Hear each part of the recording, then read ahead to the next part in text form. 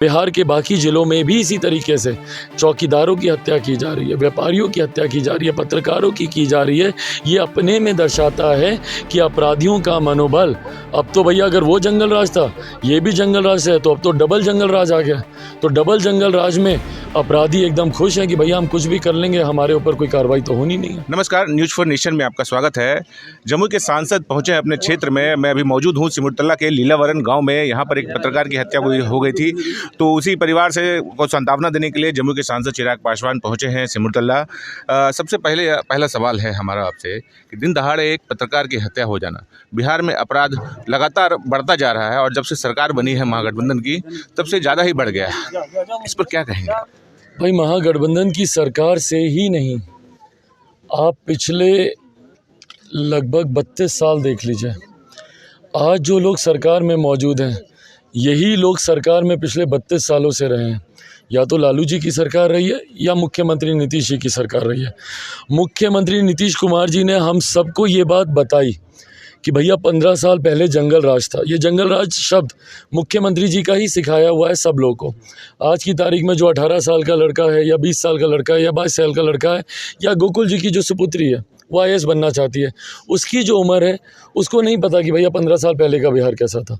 उसको मुख्यमंत्री जी ने बताया कि 15 साल पहले जंगल राज था। वो बोलते थे अपने भाषण में, कह रहे जाओ जाकर अपने बाप दादा से पूछो कि 15 साल पहले का बिहार कैसा था।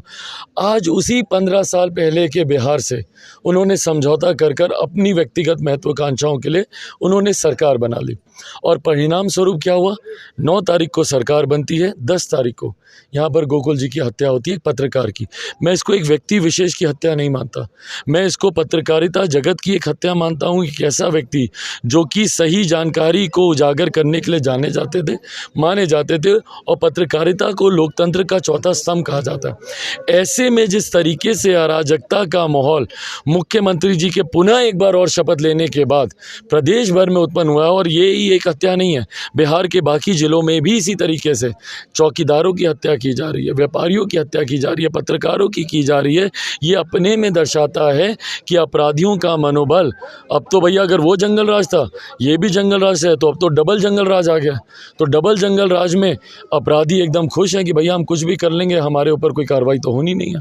आपसे बात हुई थी, हमेशा मेरी बातचीत होती है। आपने कहा था कि ये जो सरकार है ये पूरा कार्यकाल पूरा नहीं कर पाएगी, सरकार टूट गई, महागठबंधन की सरकार बन गई। अब आप क्या अनुमान लगा रहे हैं कि ये सरकार अपना कार्यकाल पूरा कर पाएगी? नहीं कर पाएगी भाई, और कारण है जिस तरीके से इस सरकार के बनते ही भाई आपके चैनल पे, नेशनल चैनल्स पे पिछले एक हफ्ते में बिहार किन कारणों से सुर्खियां बना।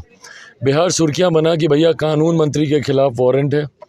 बिहार सुर्खियां बना कि किस तरीके से सरकारी बैठकों में परिवार के सदस्यों को बुलाया। दर्द बांटने का तो प्रयास कर रहा हूं जो मुझसे हो पा रहा है, पर आज की तारीख में और कोई राजनीतिक दल सत्ताधारी, भाई एक पत्रकार की हत्या हुई, मुख्यमंत्री जी ने आना तो दूर, उनके प्रशासन के लोगों को यहाँ तक नहीं भेजा।